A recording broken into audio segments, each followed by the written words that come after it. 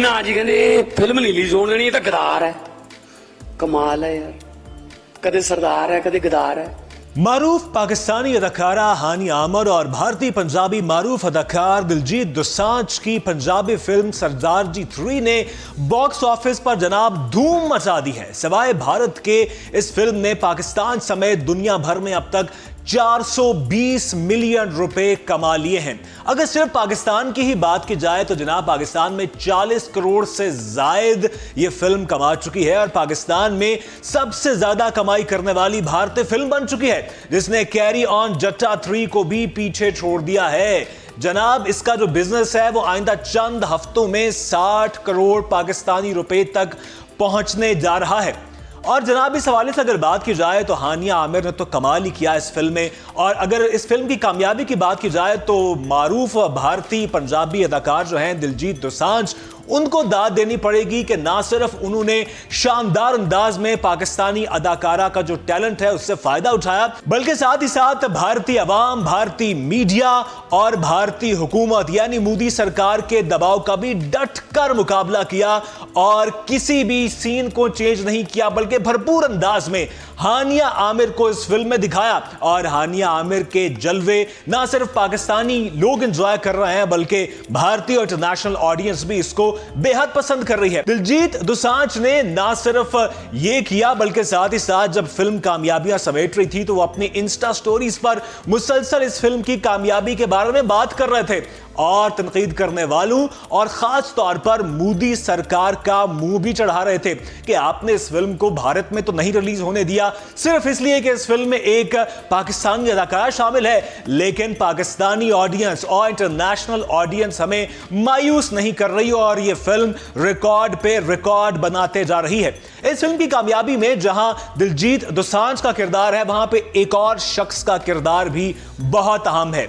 ये वो शख्स है जो कि मुश्किल की इस घड़ी में दिलजीत दोसांझ के साथ खड़ा रहा और शायद ये भारत की जानिब से दिलजीत दोसांझ के हक में उठने वाली सबसे पावरफुल आवाज है।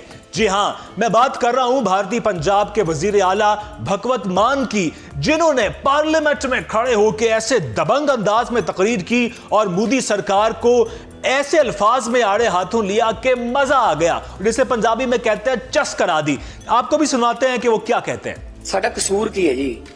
सानू लड़न वास्ते रखा तुसी, सानू मारन वास्ते रखा, सानू भेडां बकरियां समझ रखा इन्होंने कि हुण तुसी पाकिस्तान नाल लड़ पो, हुण तुसी पाकिस्तान नाल ठीक हो जाओ, हुण तुसी फिर लड़ पो, हुण तुसी फिर ठीक हो जाओ। दिलजीत दी फिल्म च पाकिस्तानी कलाकार पहलगाम दी बहुत दुखदायक घटना तो पहला दी शूटिंग है वो, क्योंकि साडा कल्चर साझा है। वो पंजाबी बोलते हैं, असीं पंजाबी बोलते हैं। ना जी कहते फिल्म नहीं रिलीज होने देनी, ये तो गदार है। कमाल है यार, कदे सरदार है कदे गदार है। तुसी सर्टिफिकेट दोगे सानू देश भक्ति दे?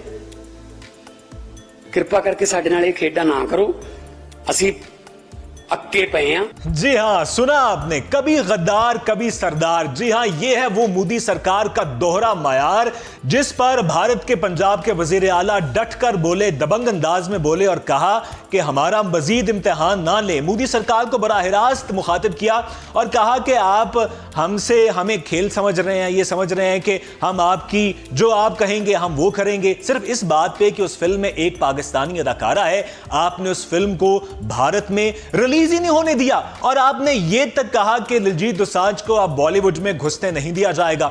उन्होंने मोदी सरकार को कहा कि प्लीज हमारे साथ ऐसा मत करें, हम आपके साथ खड़े हैं। उन्होंने यह भी कहा कि अगर भारतीय पंजाब नहीं होगा तो भारत में कोई भी शख्स रोटी नहीं खा सकेगा, क्योंकि 70% का जो फूड है वो भारतीय पंजाब से जाता है।